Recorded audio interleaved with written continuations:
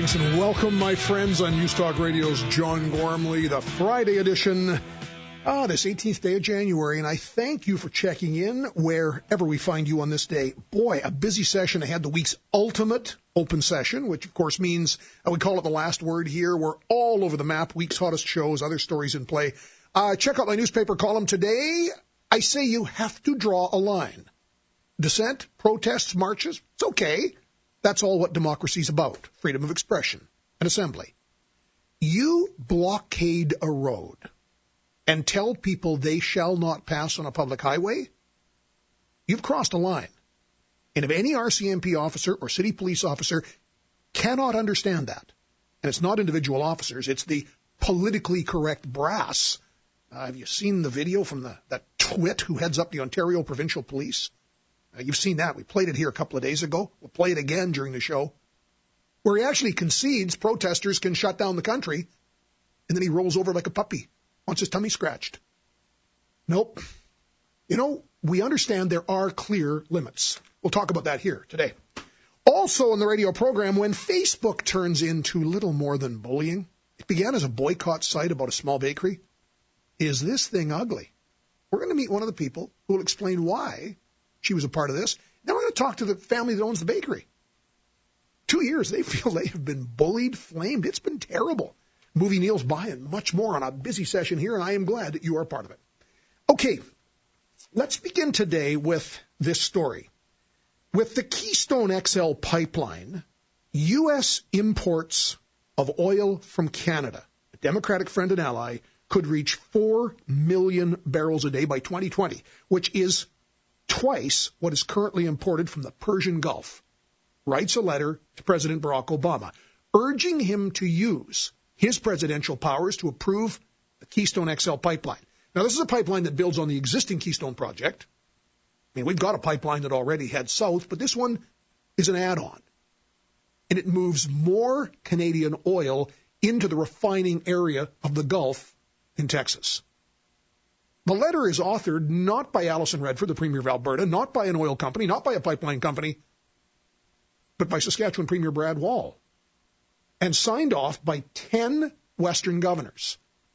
Other than the governors whose states border the Pacific, it's every other governor through the West. Premier Wall joins us now from Regina. Premier, thanks for taking our call. Morning, John. Why the letter and why now? We were contemplating actually attending the Western Governors meeting this fall. Sometimes I've done that in the past. The session was on, and for various reasons we chose not to go. But it was on that occasion that I asked officials if we could explore the opportunities of a letter from the province and anyone else on this side of the border and governors. Obviously, I don't think the White House is particularly concerned, perhaps, or focused, whoever the president might be at any given time, on what a premier of a Western province thinks in Canada. And so we wanted to build a bit of an alliance with governors in the United States, obviously on the west side, along the route where Keystone will go, and significantly in North Dakota and Montana, where of course there is quite a bit of the Bakken Formation, which we have on our side of the border, happily. But some of that oil will also be in that pipeline. In fact, 1 in 7 barrels of oil in that pipeline, should it ever be built, will be conventional, light sweet crude. It'll be Bakken oil. So we worked on that, and as you can imagine, that's a lot of cats to herd, and we're grateful to have the representation in the U.S. of former Ambassador Wilkins and our own folks working hard with governors, and I talked to them on the phone, and the letter's the result. We hope it helps. This is the time for us to be raising awareness about some of the unknown facts on Keystone, for all of us to be making the case on both sides of the border to the U.S. administration that this is good for both countries economically and fiscally. For us, John, if we can move that oil offshore effectively from this country, we will see the reduction of the gap in the price. That is West Texas Intermediate. That's how Saskatchewan people are paid for their oil. And Brent crude, which is the international more accessible price. That gap's 15 to 18 barrels a day on any given day of late. That represents $300 million to our Treasury. That we're losing out on. We could have $300 million more tax dollars into the Treasury if we could eliminate that gap. If Keystone happens, if we move more oil out of this country, and that's $300 million more for tax reduction, for infrastructure investment, for debt pay down. It also would mean $2 billion more just for our industry in the province, our oil industry, in terms of lost revenue. Well, that's going to, if that were to happen, some of it would be profit. A lot of it would be reinvested.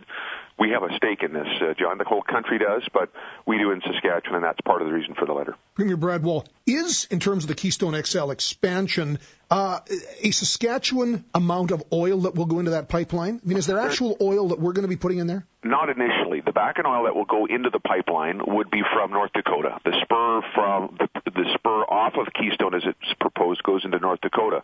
But that does have a direct impact on us, and here's why. We have huge pipeline capacity issues in that whole formation, and any relief, stateside or our side, will have a salutary effect for us, certainly. Now, a lot of oil, as you know, more and more is moving by rail. Not necessarily a bad thing, but the most efficient way to move, and safest, by the way, to move oil is still pipelining. Now, in the future, who knows what's possible? Of course, things can tie into the line. I will say that while there's not oil from this province yet in that line, we do have oil sands potential. As you know, John, this show has mentioned and noted that Cenovus, a very credible oil company that has oil sands operations in Alberta, has now bought out the properties of Oil Sands Quest on our side of the border. So we need to think long-term. Plus, there's this very real direct impact of Keystone on the differential between West Texas Intermediate and Brent crude.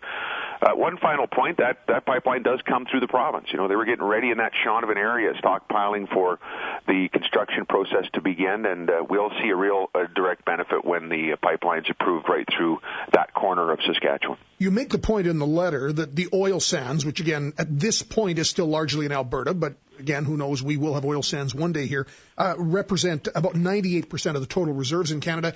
Why wouldn't Alison Redford have written or signed the letter? You know, we at the official level, we certainly let them know about this endeavor and invited them to join. And, you know, we work side by side on this issue, on the overall file around energy. They're very supportive. I think they've made that case, or officials in our office have made that case. They're very supportive of this particular initiative. And obviously they've been very aggressive on the file as well. Their premier's been in Washington. I think they've been involved in Nebraska on the ground as that state moves towards being a supporter, as I think they will in early February, a supporter of Keystone, now that their concerns have been dealt with. So we're going to continue to work together, Saskatchewan and Alberta, and you know, I think it's maybe helpful that it isn't Alberta, that it's another energy-producing province in the West that can take the lead on some of these issues, that doesn't quite have as much at stake directly, but we all have a lot at stake in this pipeline. And as I've mentioned, we certainly do have some direct stake in it as well, in terms of much more revenue for Saskatchewan people, for the resource, and more money coming into this province for the oil industry to reinvest in Saskatchewan. Great jobs. Premier Brad Wall, before I let you go, Premier, you reiterated this week, I think to no one's surprise, on resource ownership, control, and the use of royalties. You're not going to deal with any specific deals for specific organizations or groups, namely First Nations, who want a cut or a proportion. You also said, and I was amazed, and at a lot of political levels, I was impressed, you're going to move away from funding the process side of things, to do with First Nations, Aboriginal policy, and move toward more targeted outcomes. What do you mean when you say that? John, I don't think we need any more meetings or roundtables on this issue, and I hear this from First Nations. I hear this from First Nations leaders in this province who have a demonstrated record of growth and of employment and of training, and individual First Nations who just, I think like all of us, we'd like to move towards action. We have a job shortage in this province. We have training opportunities in this province. Let's focus on those two on those two factors with respect to First Nations and Métis in Saskatchewan. And so you'll see in terms of the government's funding priorities going forward, we invite, whether it's the FSIN or the Saskatchewan Indian Institute of Technology, a great institution with whom we have a good relationship, that they do produce results, or a tribal council, or an individual First Nation, or a First Nation's own business. They come forward and have some ideas around results-based training or employment-related initiatives. And it's got to be focused on results. It's got to be measurable. But if we can, and there's examples of these, by the way, success stories. Our message is bring us those opportunities. We're interested in partnering in those. We are not interested in funding interminable meetings and roundtables and processes that have got us to this point, that avail results that have been the same for 100 years. You know, there's that old definition of insanity. It needs to stop, and so we're not going to be funding those kinds of things anymore, whether it's FSIN or other areas. But we're saying bring us results-based initiatives that will actually get First Nations engaged, get training if that's what's needed to get them engaged, and let's keep building this new Saskatchewan. So you're talking about less money or same money but just targeted at a different place? Well, I don't know. That's sort of going to be very much up to groups and tribal councils. We're saying for our part, you know, we're not going to be funding these roundtables and this capacity building process piece anymore to, for example, to FSIN, and you know what.